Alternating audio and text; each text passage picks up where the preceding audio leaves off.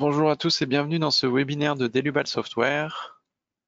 Donc aujourd'hui, dans ce webinaire, nous allons traiter de la même partie modélisation et calcul de structure en aluminium dans les logiciels RFM6 et RSTAP9.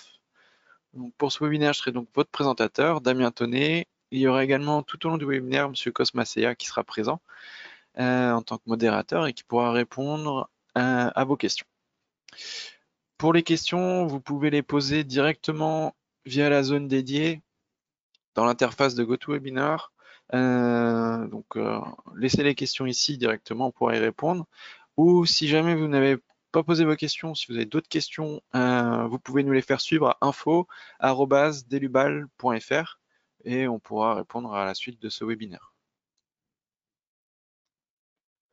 Donc aujourd'hui, nous allons voir dans un premier temps la création d'une structure en aluminium avec un modèle paramétrique. Donc là-dessus, on va voir un peu les différents modèles paramétriques que l'on peut créer. Notamment, on va voir aussi comment créer des modèles paramétriques sur la base d'un code JavaScript. Ensuite, on va regarder tout ce qui est définition des charges et des combinaisons.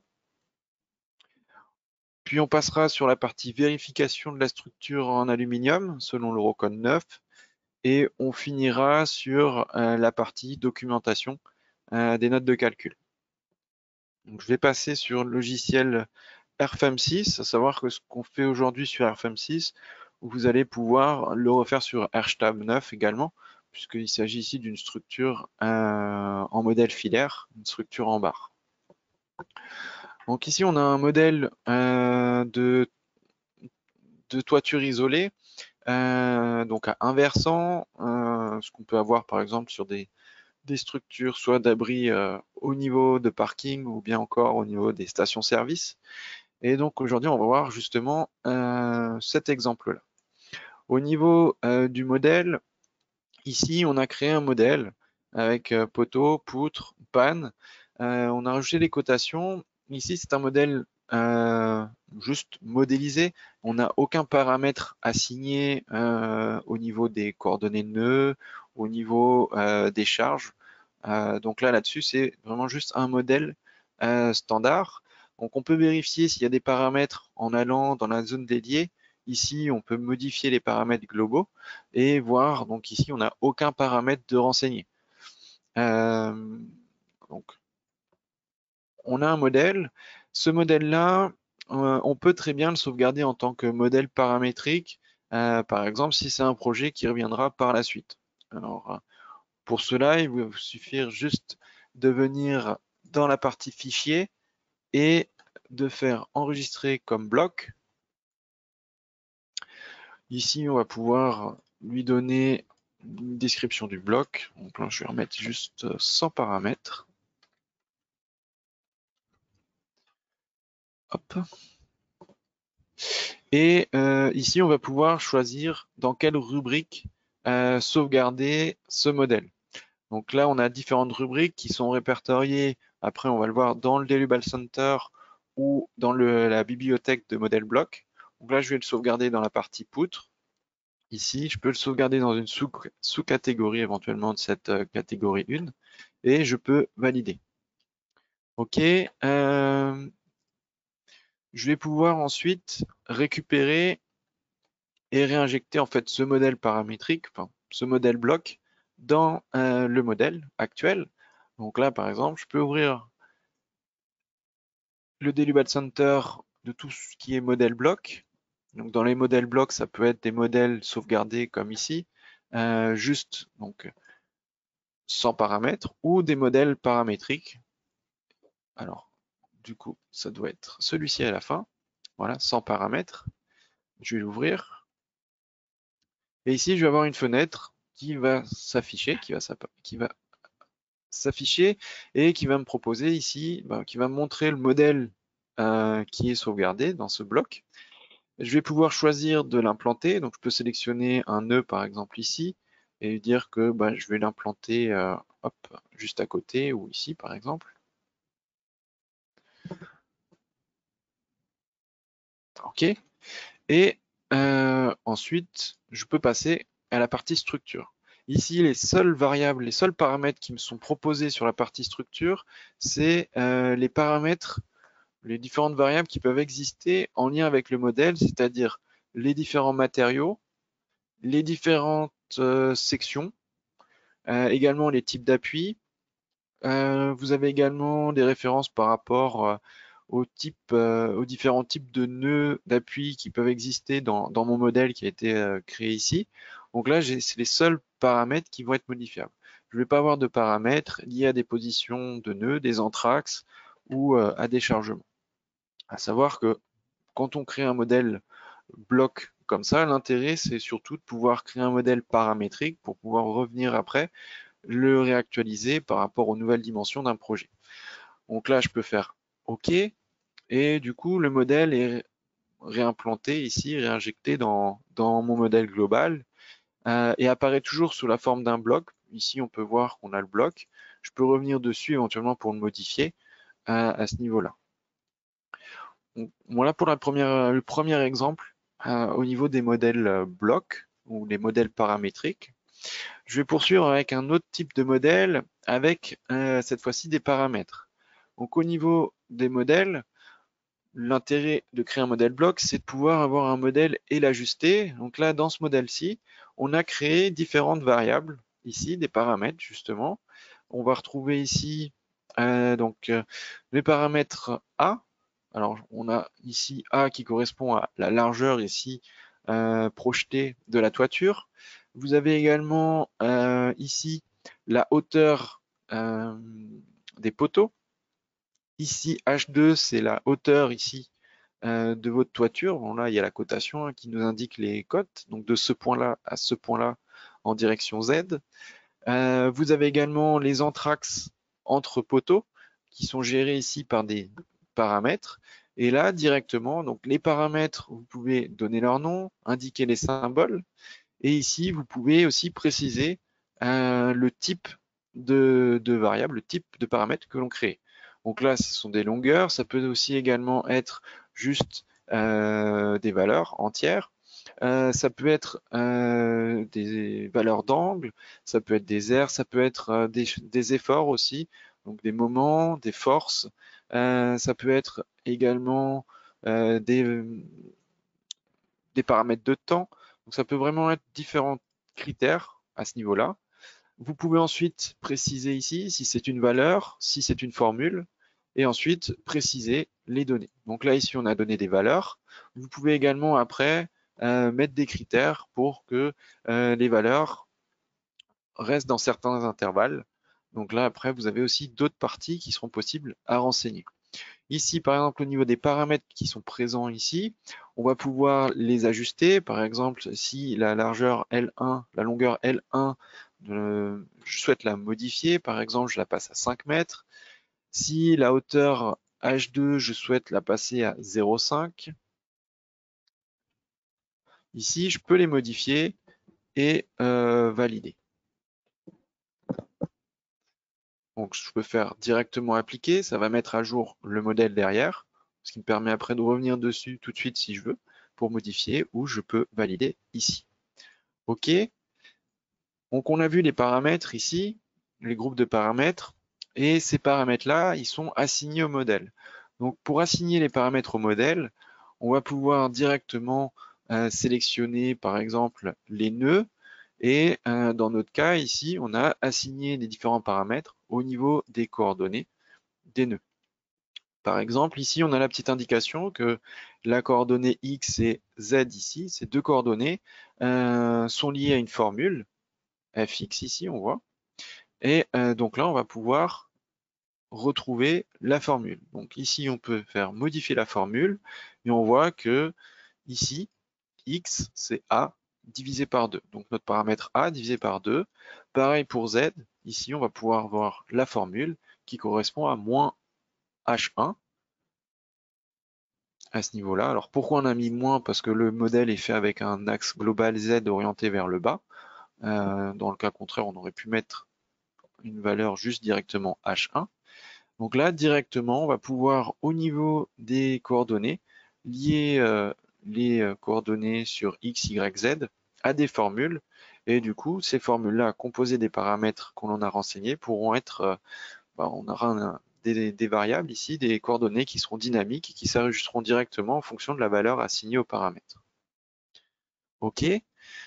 Et donc même chose ici, hein, si je change par exemple à ce niveau-là, ici on voit que nos trois coordonnées sont paramétrées et sont liées ici à des formules.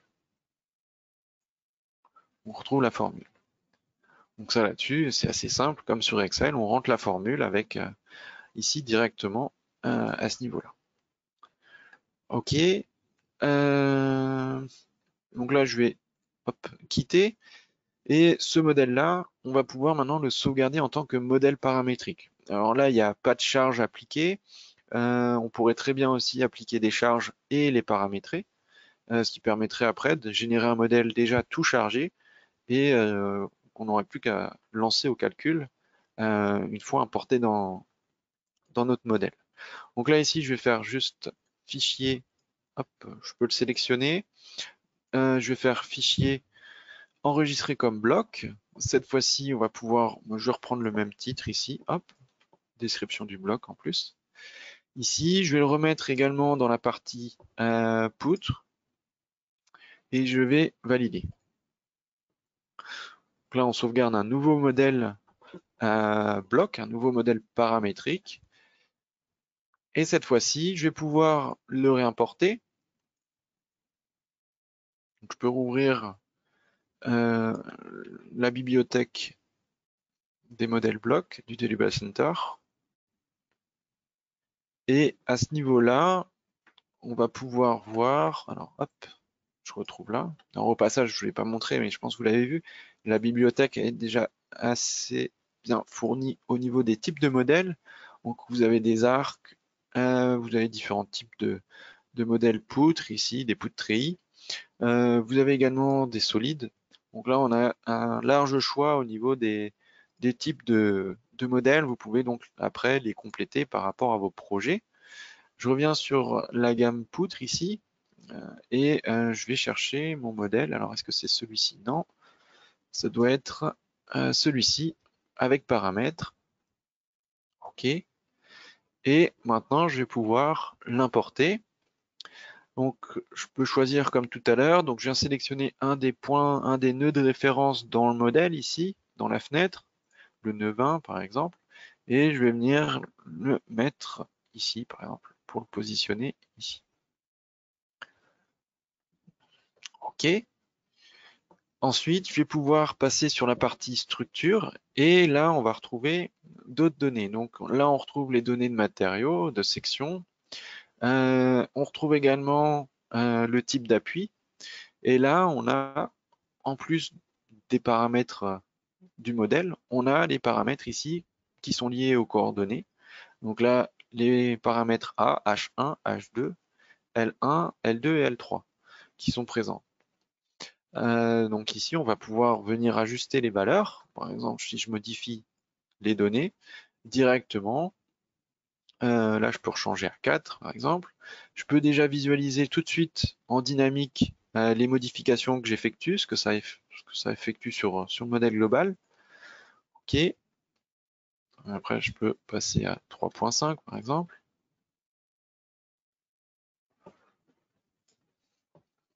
OK. Et ensuite, je vais pouvoir le générer. Dans la partie classification, on retrouve dans quel emplacement de la bibliothèque des blocs on l'a sauvegardé. OK, donc là, je valide et je vais faire OK. Ici, le modèle est présent, donc il est généré.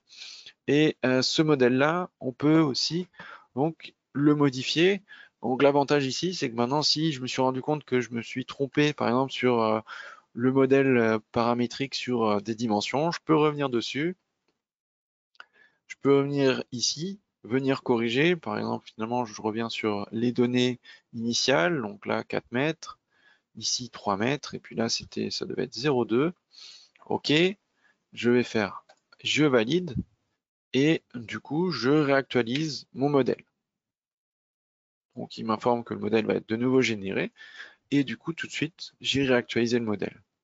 Donc là, ici, quand je vais importer un bloc, l'entité du bloc reste, et ce qui nous permet ici de venir modifier en fait les données.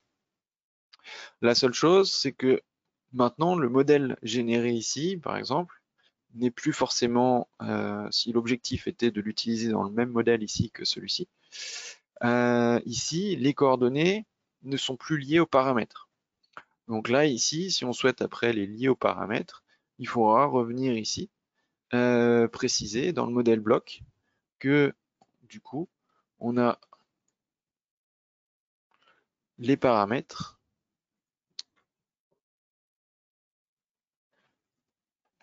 ici qui seront liés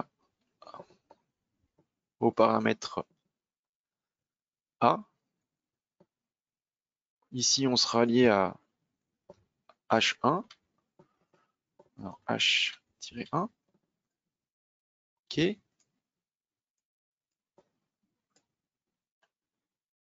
Si on retape juste H1, on reprend la valeur.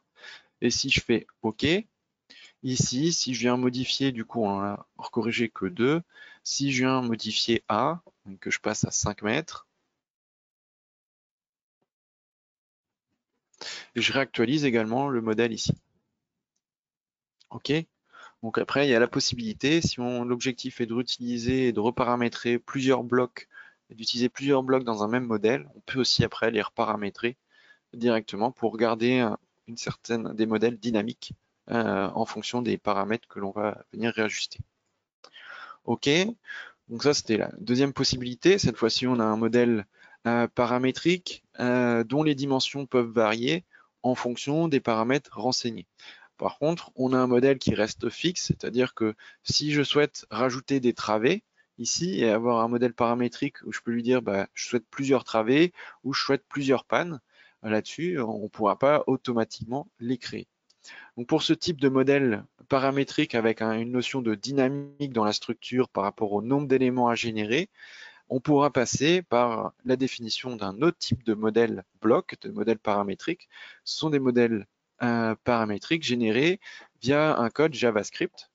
Donc ici, je vais pouvoir vous montrer justement un exemple de code JavaScript. Ici, on va l'ouvrir. Donc ici, on va avoir un code JavaScript. Donc on a ce code qui est décomposé en plusieurs parties. Une première partie avec les données d'entrée, où on retrouve, ici on a créé une partie données de base qui est avec un paramètre qui va justement avoir un effet dynamique dans le code. Donc un paramètre n qui va gérer le nombre de travées. Ensuite, on a les paramètres de géométrie, largeur du toit, hauteur des poteaux, hauteur de toit, longueur de travée. Et là, par exemple, on gère en dynamique les longueurs de travée. Donc, en fonction du nombre de travées, on aura plusieurs longueurs de travée de disponibles. Ensuite, on a la partie appui nodaux, les sections, et on a la partie dédiée à générer la structure, ici, donc pour créer les barres, venir définir les articulations, les appuis. Donc là, on a toute la partie code qui se retrouve ici.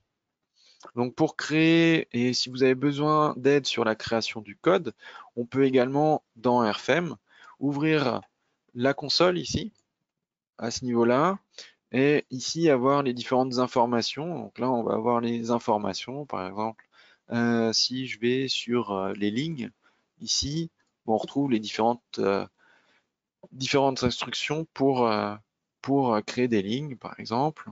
Donc là, vous avez une aide via la console pour éditer du code en JavaScript. Par exemple, pour les nœuds également, on a les différentes instructions à ce niveau-là.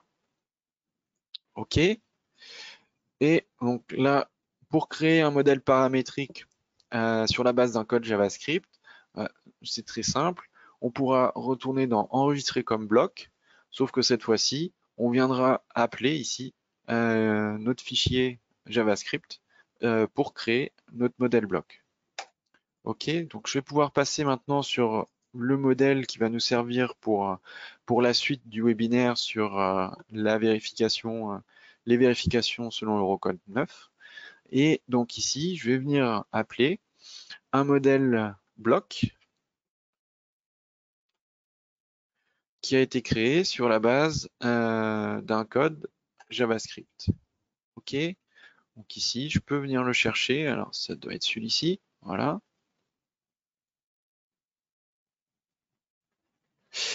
Et ici, donc on retrouve, comme tout à l'heure, hein, on va pouvoir venir préciser. Par exemple, je souhaite sélectionner ce nœud-là. Alors là, je l'avais ouvert aussi en double-cliquant dessus. Je sélectionne ce nœud que je vais implanter à ce niveau-là. OK. Et puis après, je peux passer sur la partie structure.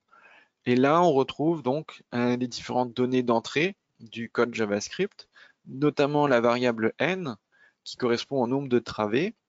Et donc là, ici, je peux passer par exemple à 4 travées.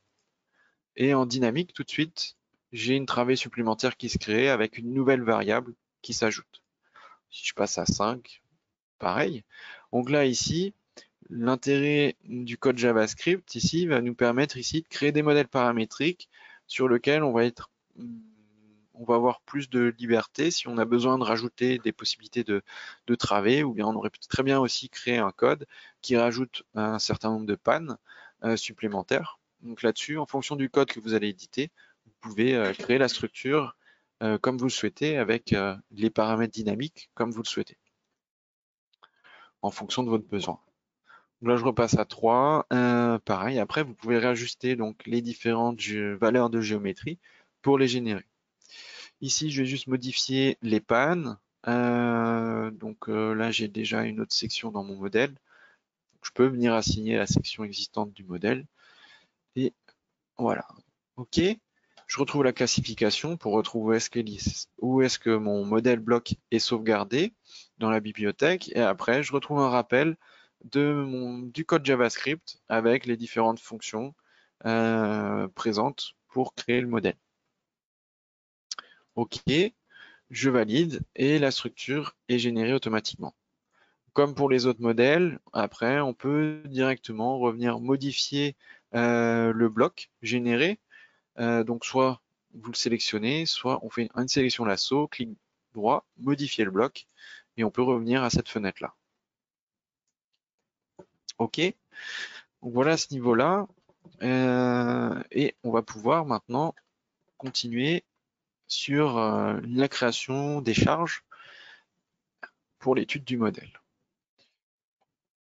Donc à ce niveau-là, je vais déjà aller dans les données de base du modèle.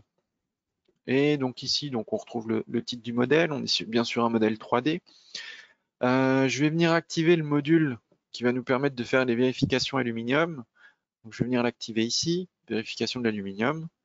Je vais passer sur la partie normes. Et ici, je vais pouvoir sélectionner la norme que je vais utiliser pour la partie combinaison. Également les normes que je vais utiliser pour la partie assistant de charge. Et puis les normes, ou la norme que je vais utiliser en tout cas pour ma justification sur la partie aluminium pour le modèle. Donc là, je vais avoir un large choix au niveau des normes existantes pour tout ce qui est combinaison. Ici, je vais rester sur l'Eurocode 0 avec l'annexe de la France. OK. Je vais avoir également des choix sur la partie assistant de charge, donc sur différentes normes internationales. Également, on retrouvera les différentes annexes. Ici, je vais partir sur l'annexe de la France. Et puis, pour la partie vérification aluminium, ici, avec le module de vérification aluminium sur FM6, on va pouvoir faire des vérifications Eurocode 9, également les vérifications selon le code américain. Pour l'Eurocode 9, je vais rester ici avec également l'annexe de la France. Je retrouve également ici toutes les références des normes activées pour les vérifications ou par rapport aux sélections effectuées. Dans norme 2, j'aurai pas de paramètres supplémentaires puisque j'ai pas de module d'activer ici. Je vais pouvoir aller dans la partie paramètres et options. Ici, je retrouve les informations par rapport à l'accélération gravitationnelle. L'axe global Z, bon, je vais le laisser orienter vers le bas. Je retrouve les réglages de tolérance et également des options que je vais venir activer, notamment la partie barre représentative ici. Donc la fonction barre représentative elle va nous permettre de regrouper plusieurs barres avec des paramètres identiques dans un même groupement de barres, sous une même entité. donc sous un même type de barre représentatif. Donc, ici, on retrouve les paramètres, les critères qui vont permettre de regrouper les barres entre elles au niveau des barres représentatives. Et ici, donc, on a les critères liés aux matériaux, aux sections, au type de ligne, type de barre, longueur de barre. Vous avez d'autres critères ici, par exemple, sur les nervures.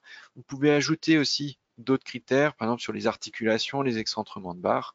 À ce niveau-là, vous avez donc différents critères possibles. Également des critères sur les réglages par rapport à la vérification ici aluminium, puisqu'on a activé le module aluminium. Ça aurait été un autre module, vous aurez aussi d'autres critères possibles de regroupement en fonction des réglages pour les vérifications aluminium. Dans la partie paramètres du modèle, ici, je vais pouvoir rajouter une adresse au projet, donc soit directement en cliquant ici, soit en allant ici sur l'icône de la carte. Et ici, je vais pouvoir renseigner une adresse. Alors ici, je vais pouvoir, par exemple, préciser une adresse. Par exemple, je vais mettre Rouen. Il détecte donc la norme, le pays, l'annexe associée. Je retrouve tout de suite les informations par rapport à la norme neige, pour les charges de neige, pour les charges de vent, et puis également par rapport aux zones de sismicité. Je retrouve les informations par rapport aux charges. Même chose pour le vent et pour la zone de sismicité. Donc la partie neige et vent notamment vont être utilisées et récupérées au niveau des informations dans les générateurs de charge climatique. La partie sismique ici sera également récupérée par la suite dans les modules sismiques. Donc ça, ce sera également par la suite disponible. Ici, donc, on a les données de vent. Je peux valider, de neige et de vent. Je peux valider. Ici, je vais avoir un aperçu de la localisation du projet. Donc, on va aussi récupérer un visuel de Google Maps. Et à ce niveau-là, au niveau des réglages des données de base, ce sera tout. Je vais valider à ce niveau-là. Je ne sais pas si vous l'avez vu, mais on retrouvait la localisation exacte du projet. Et donc, on va pouvoir continuer. Donc, la première chose qu'on va venir faire, c'est venir créer les cas de charge. Donc ici, on va créer un premier cas de charge. Donc, vous pouvez le faire en passant par l'arborescence ici du navigateur dans la partie données, ou bien également dans les barres d'outils avec les raccourcis à ce niveau-là. Ici, donc, on va créer le premier cas de charge CC1, poids propre.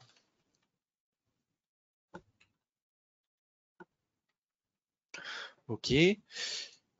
On a une analyse statique pour une analyse statique, ici en géométriquement linéaire pour les cas de charge individuels. Un cas de charge, on est sur une action permanente à ce niveau-là et on a l'action du poids propre qui est active dans la direction Z dans le vecteur 1 ici, donc, orienté vers le bas. OK. Je vais pouvoir venir assigner une charge, par exemple une charge qui serait liée à la charge de toiture, de couverture. Et donc ici, on va pouvoir venir créer une charge surfacique qui va se redistribuer sur les pannes. Et donc à ce niveau-là, je vais pouvoir aller dans la partie assistant de charge. Et là, je trouve les charges surfaciques. Donc l'assistant de charge pour les charges surfaciques en charge de barre. Et ici, je peux double-cliquer dessus pour venir donc créer une charge qui aura une distribution uniforme dans le système de coordonnées global et qui agira dans la direction Z globale. Ici, je vais pouvoir renseigner la charge donc de 0,15 kN par mètre carré par exemple, et ensuite venir renseigner la géométrie du plan de chargement. Donc là ici, je vais pouvoir venir définir les nœuds de contour de mon plan de chargement. OK. Ici, on a la possibilité de demander à ce que certaines barres ne soient pas chargées.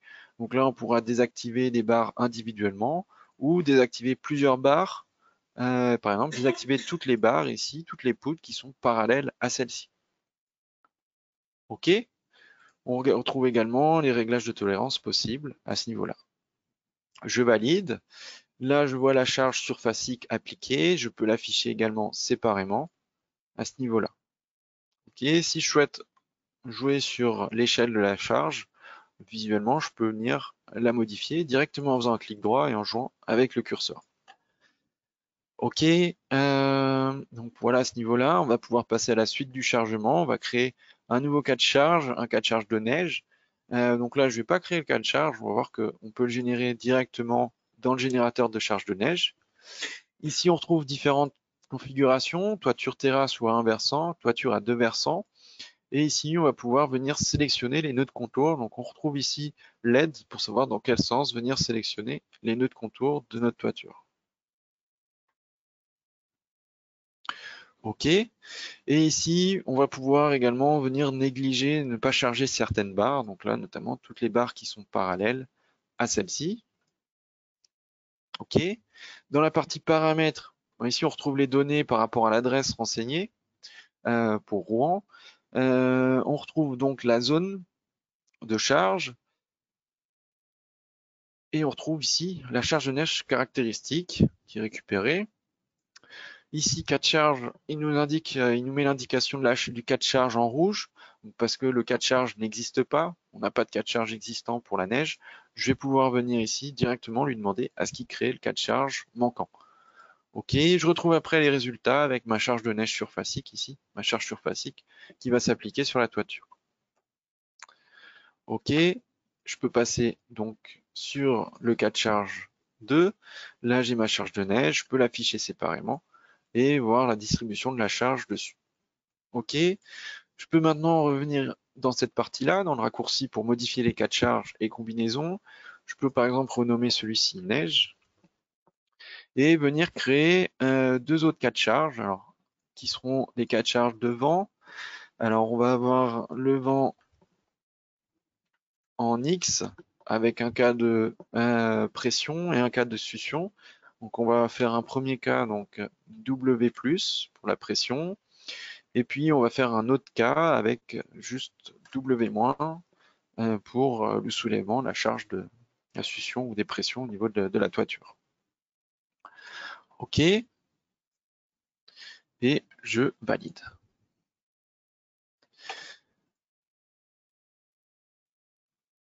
OK. Ici, au niveau de la partie charge de vent, on pourrait utiliser le générateur de charge climatique, charge de vent.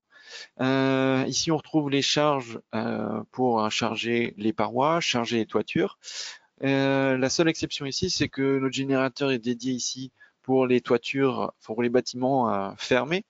Ici, nous, on est sur le cas d'une toiture isolée. Donc, on pourrait utiliser le générateur de charge ici pour avoir les informations sur les valeurs de vent à appliquer sur les données de base, donc pour pas l'utiliser pour le chargement. Donc là, je vais juste quitter et on va voir comment on peut venir charger cette toiture à ce niveau-là. Donc pour vous aider sur le chargement de cette toiture, on a des toitures isolées, on a un article technique que vous retrouvez, alors normalement il est déjà ouvert, il est ici, hop. Donc vous pouvez consulter cet article technique qui vous permettra d'avoir une aide pour générer les charges de vent sur les toitures isolées.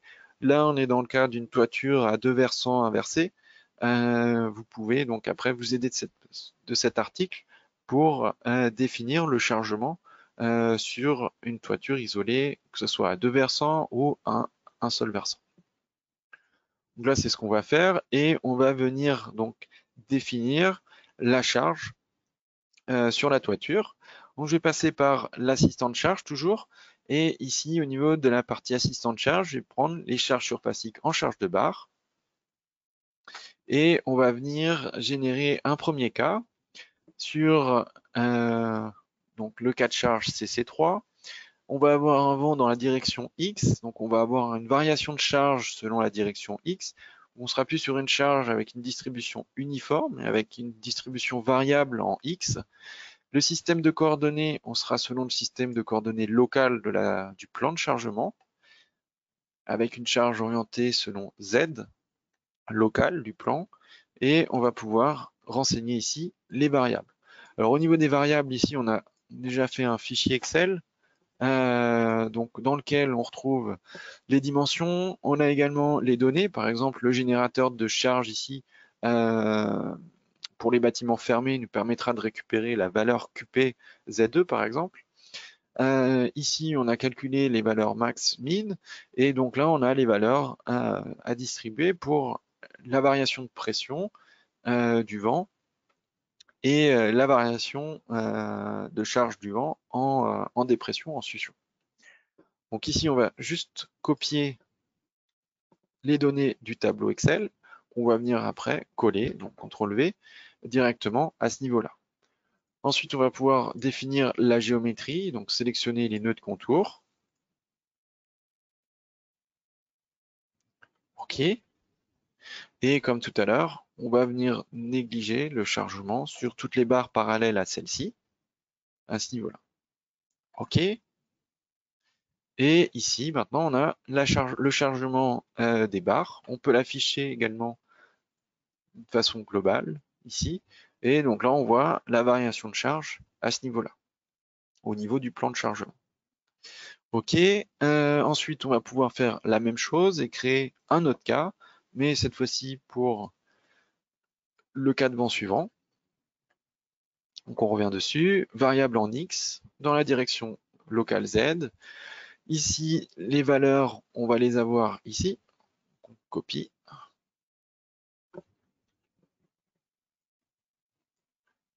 Coller. On refait la partie géométrie. Alors après, on pourrait copier directement les nœuds du cas précédent. OK. Et ici, je resélectionne la barre. Et maintenant, dans le cas de vent suivant, on retrouve ici la distribution sur la surface. Et je peux voir également donc, le chargement sur les barres. Ok, donc la partie chargement est finie à ce niveau-là. Donc on a défini une charge de poids propre, charge de neige, charge de vent. Et maintenant, on va pouvoir passer sur la suite. Alors au niveau du modèle ici, on va faire une analyse au second ordre, au niveau des combinaisons. Donc on va avoir besoin de définir les cas d'imperfection du modèle. Donc à ce niveau-là, on va pouvoir, on va voir comment créer les cas d'imperfection. Donc pour la création des cas d'imperfection, vous les avez, vous retrouvez la rubrique imperfection dans le navigateur de données ici. Et on va créer un nouveau cas d'imperfection. Donc je double-clique dessus et on va créer le premier cas qui va être les imperfections sur la direction plus X. Ici, on a différents types d'imperfections possibles. Là, nous allons définir des imperfections, une imperfection locale à ce niveau-là. Dans la partie attribution, vous pourrez très bien ici lier des imperfections à certains cas de charge, ce qui après permettra de faire varier en fait la prise en compte des imperfections dans les combinaisons. Dans le cas où vous ne sélectionnez pas, vous les attribuez à aucun cas spécifique, ça voudra dire que vous allez avoir des combinaisons pour chaque combinaison, vous aurez différentes imperfections à chaque fois qui seront prises en compte. Donc vous aurez un premier cas avec une imperfection en plus X. Après, on va créer d'autres cas en moins X, en plus Y et en moins Y. Donc là, on va se retrouver après avec 4 combinaisons de 1,35 fois CC1. Sauf que dans ces 4 combinaisons, une fois on aura l'imperfection plus X. Dans un second cas, moins X, plus Y et moins Y en fonction des cas d'imperfection créés à ce niveau-là. OK, donc là, je valide. Et ici, on va pouvoir venir créer maintenant, définir les imperfections. Donc, c'est des imperfections locales et je peux définir les imperfections sur les barres. Donc, je vais venir sélectionner les barres concernées. Donc, je sélectionne mes poteaux. Ici, on est sur un défaut d'aplomb initial. On pourrait avoir d'autres types d'imperfections en arc, par exemple. Donc là, ici, je reste sur défaut d'aplomb initial. Et puis ici, on va avoir différents types de définitions, en absolu ou bien selon les normes.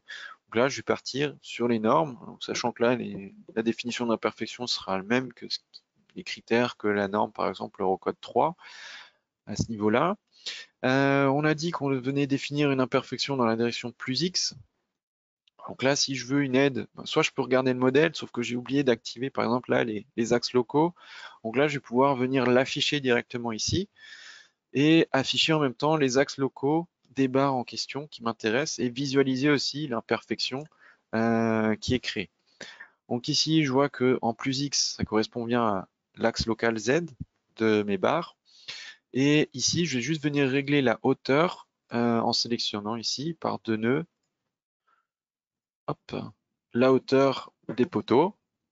Ici, dans la direction X, j'ai bien un seul poteau, OK, sur une seule ligne, et je peux valider.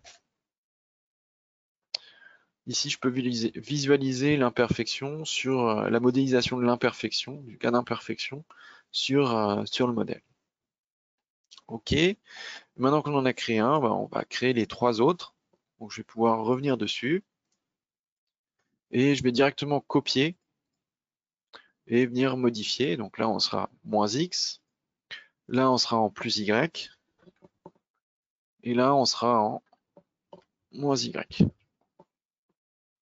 OK.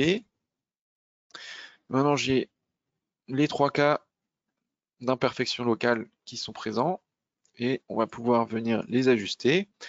Donc là, ici, on l'avait vu, en -X, donc ce sera -Z local. Au niveau de la direction Y, je peux rafficher. OK. Ici, ce sera du coup, direction Y, ce sera Y local positif. Donc là, on l'a bien. Ici, sauf que la seule différence par rapport à tout à l'heure, c'est que là, j'ai 4 poteaux dans la ligne. Donc, je vais pouvoir modifier, ce qui va me permettre après de réajuster en fait les réglages pour l'imperfection. Donc en automatique, selon la norme. OK. Et même chose maintenant pour le dernier cas d'imperfection. Donc là, ce sera -Y. Je peux vérifier ici. OK. Et ici, on a 4 poteaux. Je valide. Et du coup, maintenant, j'ai mes cas d'imperfection. Les cas d'imperfection, je peux également les visualiser dans la liste déroulante ici. Je retrouve ici mes 4 cas d'imperfection, mes cas de charge, et ensuite, j'ai mes expressions de combinaison, ELU, ELS, et mes combinaisons qui sont générées. Là, on peut déjà voir qu'on a 4 combinaisons générées, comme ce que je vous disais tout à l'heure, avec en fait à chaque fois les différents cas d'imperfection considérés. Je vais pouvoir maintenant passer sur la partie situation de projet. Je vais aller modifier, comme ça j'ouvre la fenêtre. Et ici, donc, on a nos différentes expressions de combinaison, ELU et ELS générées. Si je veux vérifier l'expression de combinaison, à quoi elle ressemble, je peux aller sur le point d'information ici pour voir l'expression de combinaison qui est utilisée pour la génération des combinaisons. Et ici, on peut voir que l'expression de combinaison, on a l'option vérification de l'aluminium qui est activée, donc qui me permettra ici de faire les vérifications ELU selon l'Eurocode 9 sur les combinaisons ELU. Dans la partie assistant de combinaison, je peux éventuellement venir dans la partie ici pour pouvoir modifier. Donc là, ici, on a le choix. On peut venir rester avec des analyses du second ordre, passer en analyse géométriquement linéaire. Ici, on prend en compte les imperfections, donc on reste sur des analyses géométriquement du second ordre, pardon. Et ici, on retrouve également la possibilité de considérer les cas d'imperfection au niveau du modèle. On a la possibilité de générer des combinaisons sans cas d'imperfection, si on le souhaite.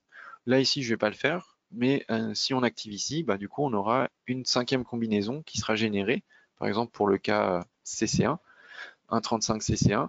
Donc, on aura une 5e combinaison où on n'aura aucune imperfection considérée. OK. Je peux passer dans la partie combinaison d'actions. Je retrouve le résumé des combinaisons en fonction des différentes actions. Et ici, je peux passer sur la partie combinaison de charge. Et là, ici, je peux voir que dans la combinaison 1, j'ai l'imperfection plus x qui est prise. Dans la combinaison 2, j'ai moins x. Dans la combinaison 3, j'ai plus y. Et dans la combinaison 4, j'ai moins y. Donc là, le fait qu'on ne soit pas venu préciser qu'on a des imperfections qui agissent uniquement dans certains cas, du coup, on a à chaque fois 4 cas possibles pour les combinaisons. OK. Donc, tout est bon à ce niveau-là et on va pouvoir passer à la suite. Donc la suite, ça va être la partie réglage pour la partie vérification aluminium. Et donc à ce niveau-là, on va voir justement à quoi peuvent servir les barres représentatives qui sont affichées ici avec les codes couleurs pour regrouper les différentes barres identiques. Donc je peux masquer éventuellement les données. Et donc ici, on va pouvoir passer sur les réglages pour la partie vérification aluminium. Je vais venir déjà cliquer sur la barre représentative ici pour les poteaux et je vais faire double clic dessus. Donc on voit que ça sélectionne les poteaux. En double cliquant dessus, j'ouvre la partie modifier la barre représentative. Ici, je vais pouvoir, par exemple, dans un premier temps, renommer les barres représentatives. Donc par exemple ici, le numéro 2, ça correspond au poteau. Ok, je peux également les afficher ici, ce qui pourra m'aider après à les identifier. La partie 1 ici, ça correspond, on va les appeler poutres. Ok, et la partie 3, on va les renommer, ça représente mes pannes du modèle.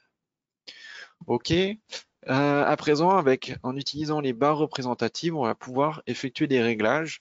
Donc, les premiers réglages qu'on va faire, ça sera dans la partie type de calcul. Et par exemple, ici, on va pouvoir régler les longueurs efficaces pour le calcul de stabilité des poteaux. Donc là, je vais venir créer un nouveau cas. Ici, je peux le laisser en standard ou bien le renommer, par exemple, pour préciser que c'est le cas ici pour le réglage pour mes poteaux. Dans notre cas, pour les poteaux tubulaires en aluminium, on va pas avoir ici la nécessité de faire le contrôle de flambement par torsion ou de déversement. Je vais garder juste la partie flambement par flexion. Et je vais pouvoir après aller dans la partie appui nodaux et longueur efficace pour effectuer les réglages. Et à ce niveau-là, je vais pouvoir préciser que j'ai uniquement un appui en début de barre. Donc je viens juste désactiver la partie fin de barre à ce niveau-là. OK. Ici, on peut visualiser la représentation des maintiens ou des appuis. Ici, on le voit également ici schématisé à ce niveau-là. OK, donc ça, ce sera le maintien qui sera utilisé pour calculer donc, le critère pour ma longueur efficace et qui permettra après d'effectuer l'analyse de stabilité. Dans la partie configuration de calcul, ici, je vais également retrouver les configurations de calcul pour le LU, pour le LS, et je vais pouvoir venir modifier différents critères. Donc là, pour la partie poteau, je ne vais pas faire de modifications supplémentaires. Par contre, ce que je peux faire, c'est préciser que ça, ce sont mes réglages ELU pour les poteaux. Et sur la partie ELS, les poteaux, on ne va pas contrôler les déplacements en tête de poteau. Donc, je vais juste désactiver la vérification ELS sur ces éléments-là, sur les poteaux. Et après, si on avait des réglages, on pourrait régler tout ce qui est flèche et appui pour le calcul de flèche. Je vais passer maintenant sur la partie poutre.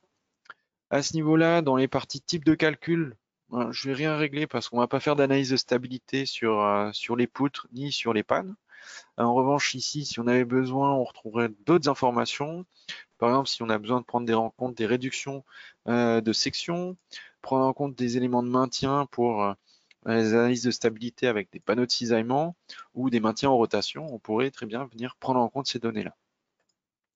Dans la partie configuration de calcul, ici, je vais venir créer un nouveau réglage pour l'ULU qui sera dédié aux poutres et aux pannes. Et ici, on va juste demander à ce que la partie stabilité, analyse de stabilité, ne soit pas effectuée à ce niveau-là. Après, si besoin, vous avez les différents paramètres ici réglables pour la vérification. OK. Et pour la partie configuration ELS, alors on peut regarder, je ne vais pas effectuer de modification, mais là on retrouve les critères de contrôle pour les flèches. Donc si on avait des critères différents, par exemple pour les pannes, pour les poutres, on pourrait venir effectuer des réglages différents pour les vérifications ELS et faire un réglage ELS spécifique pour les pannes, pour les poutres ou encore pour les poteaux. OK. Je vais passer à la partie flèche et appui de calcul. Et ici, on va pouvoir préciser les réglages pour le calcul de flèche. Notamment ici, donc on est sur des poutres ici qui sont en porte-à-faux. on va venir effectuer le réglage en début de barre, où là, on va venir définir un appui. Alors, je vais venir créer un appui de calcul en début de barre. Je laisse les réglages par défaut, je n'ai pas besoin de renseigner plus de données. Ça va me permettre ici de représenter un appui en début de barre, et cette configuration d'appui va être utilisée pour la partie vérification de flèche et savoir si on est sur une poutre sur deux appuis ou si on est sur une poutre en porte-à-faux. Donc là, ici, je vais lui préciser que je souhaite faire des vérifications uniquement de flèches selon l'axe local Z. Hop, le premier, ici. Et là, on retrouve la longueur de ma barre. OK. Et la définition d'appui va permettre ici de déterminer sur quels critères on devra contrôler la déformation. Je peux passer maintenant sur la partie panne. Sur la partie panne, pareil, ici je vais juste venir passer sur les réglages ELU pour les poutres et les pannes. Les ELS, je ne les change pas et je vais juste rajouter des appuis en début et en fin de barre à ce niveau-là. Ici, on les voit représentés également sur le modèle, ici, les appuis. Donc là, on les voit dans la miniature, mais on pourra aussi les afficher dans le modèle global. Et comme tout à l'heure, selon la direction Z. OK. Donc là, on a effectué nos réglages pour la partie vérification aluminium. Ici, on voit les appuis.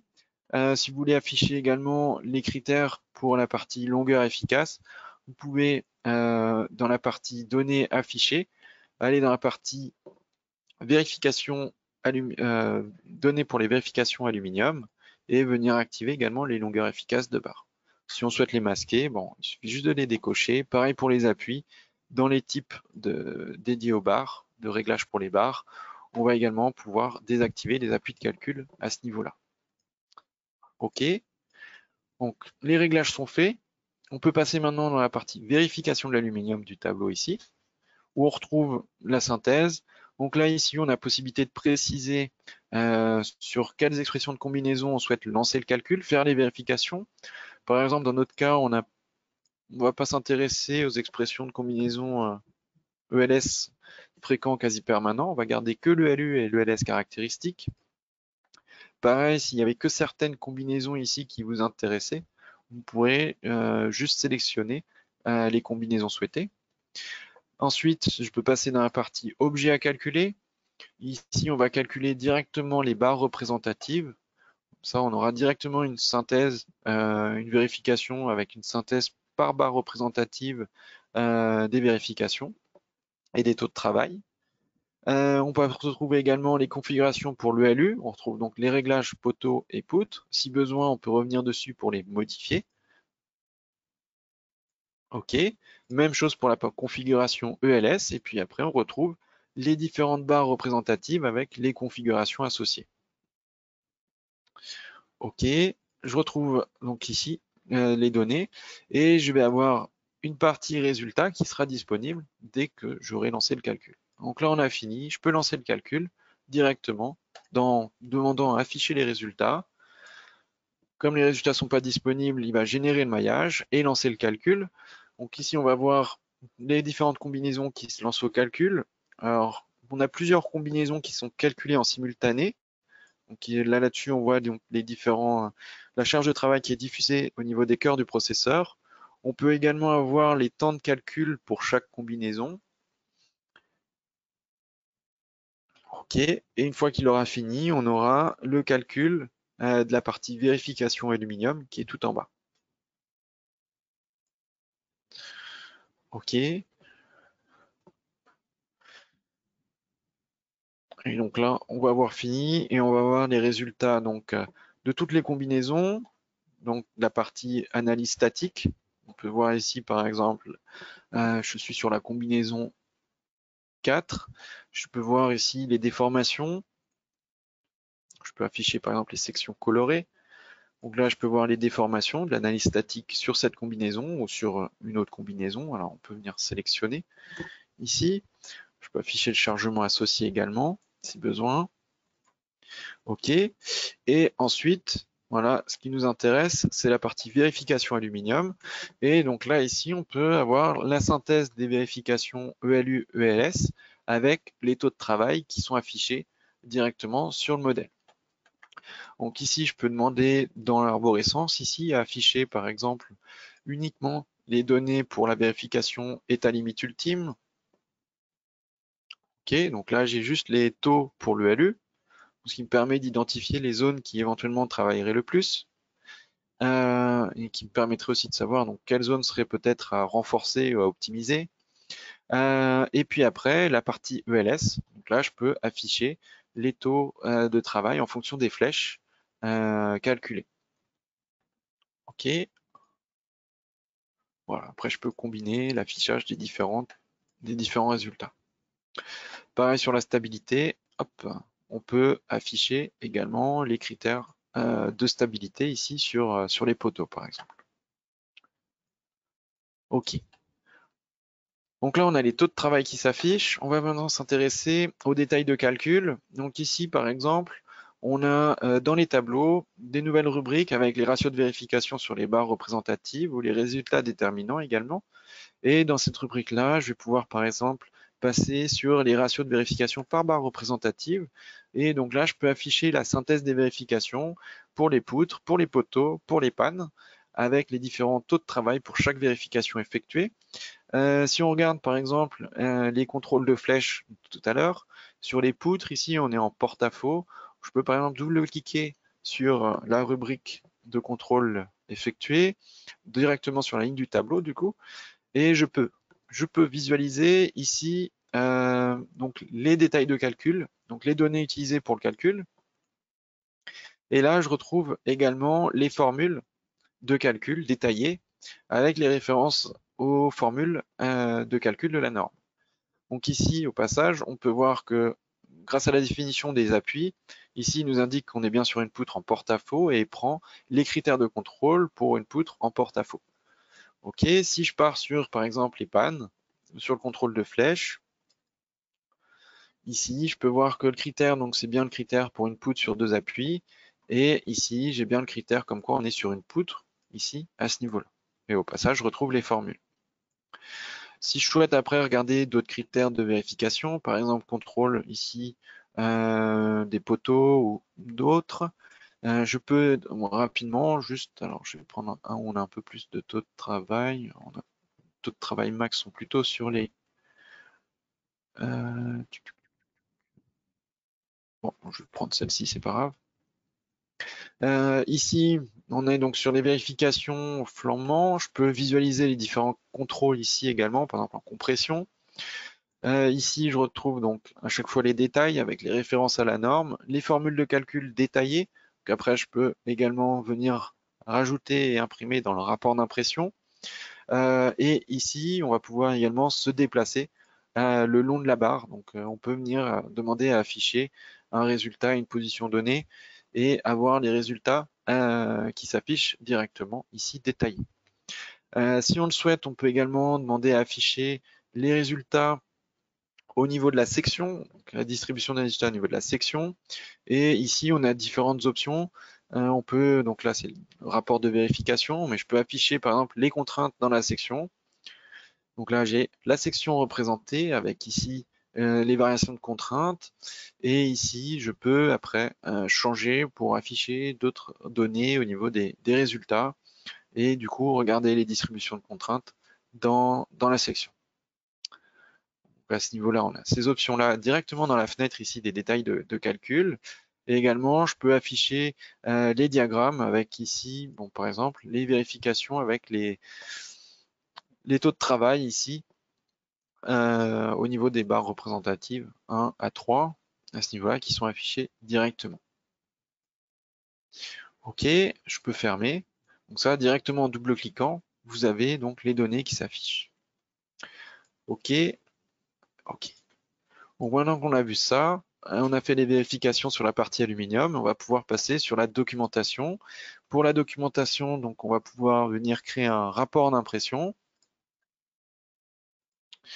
Donc on crée un nouveau rapport d'impression. Vous avez également le raccourci en haut, ici. Ici, je vais tout désactiver et je vais juste venir cocher la partie dédiée à la partie aluminium, vérification aluminium, avec les différents critères, différentes données qui sont prises. Hop, ici, par exemple, je réactive tous les paramètres détaillés. Et au niveau des résultats, on va, par exemple, alors je peux venir agrandir la fenêtre, on va venir afficher les rapports de calcul sur les barres représentatives par barre représentative. C'est ce qu'on affichait ici dans les tableaux tout à l'heure, qui va me permettre ici de tout de suite visualiser dans mon rapport pour les pannes, pour les poteaux et les poutres, les taux de travail qui sont obtenus. Ici, vous avez aussi des options de filtre. Donc si, à tout hasard, vous avez besoin de filtrer pour afficher que des résultats qui seraient supérieurs, par exemple, à une certaine donnée, à une certaine valeur, par exemple, tous les résultats qui dépassent 50% de taux de travail, vous pouvez les cocher ici pour demander à filtrer les résultats affichés. Dans notre cas ici, je vais juste afficher toutes les données calculées et tous les résultats calculés. OK. OK. Donc là, maintenant, je vais pouvoir ouvrir le rapport d'impression.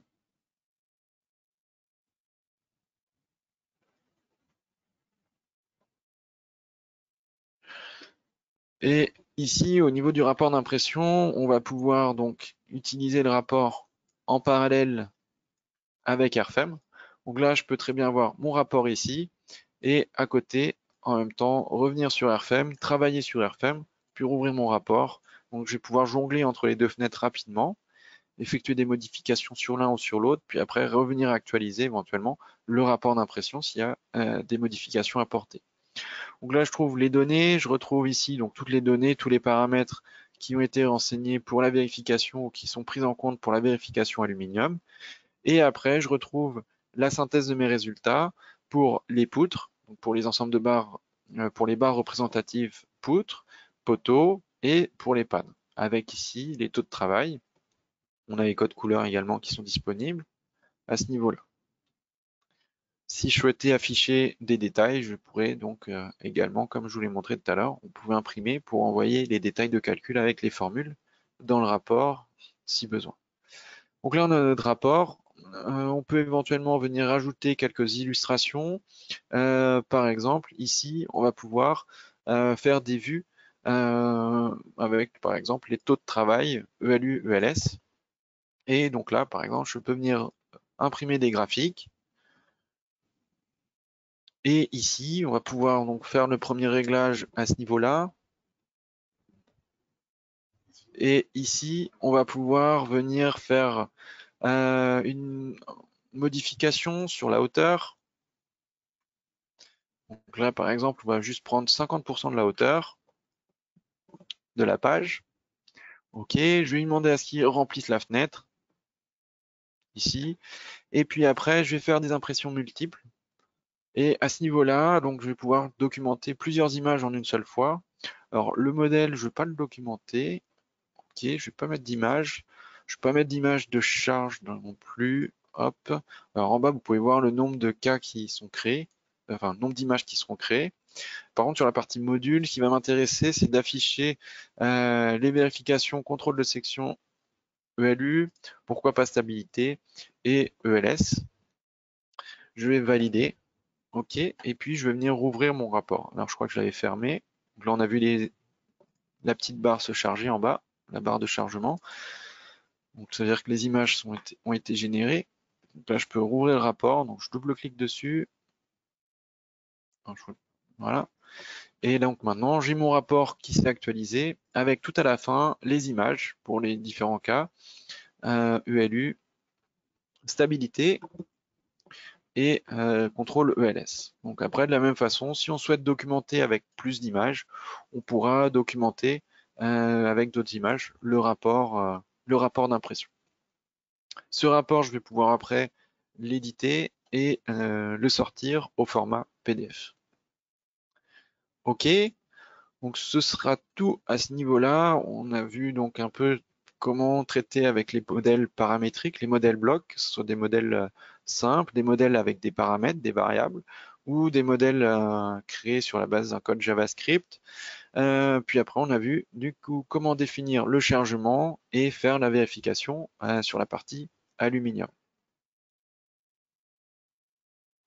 OK. Donc, par rapport à nos outils, n'hésitez pas à vous rendre sur notre site internet où vous allez retrouver différents services en ligne gratuits, notamment les outils GeoZone Tool, ici, qui vous permettent ici de renseigner une adresse et d'avoir les informations sur la zone de chargement par rapport aux zones de neige, zones de vent et zones de sismicité. Vous avez également une liste de FAQ et de bases de connaissances, donc une large bibliothèque avec plusieurs articles qui pourront vous aider, soit sur des questions que vous posez, soit sur des articles techniques, notamment comme l'article technique pour le chargement des toitures isolées.